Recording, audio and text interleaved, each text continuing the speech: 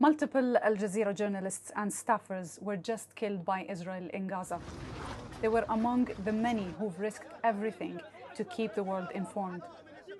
I have been covering Israel's brutal offensive in Gaza remotely for nearly 2 years. Israel has banned international media from entering Gaza to report independently.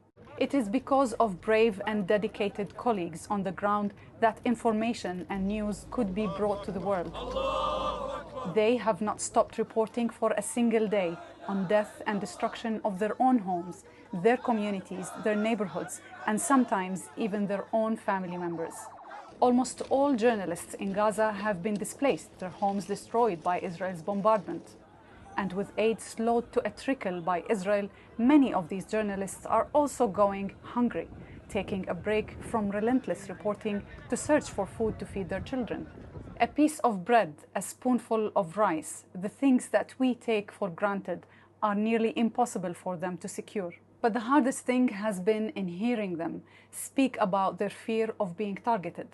Journalists in Gaza have stayed away from their families, fearing they may put them in harm's way. They prefer to stick together, usually in tents.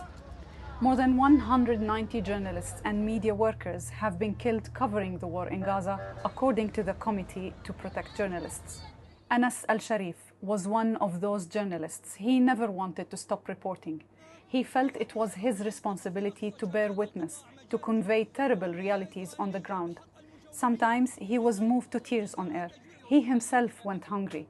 He also lost his father in an airstrike. In his last days, he received threats to cease reporting.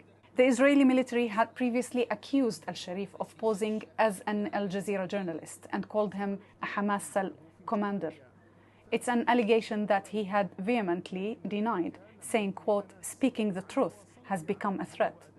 Israel said al-Sharif was targeted in this attack.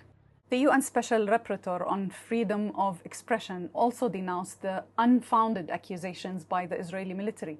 Anas al-Sharif never hid his disappointment in the world watching the horrors of war unfold, unable to intervene. His voice shook as he spoke of this. That outrage is shared by many journalists today.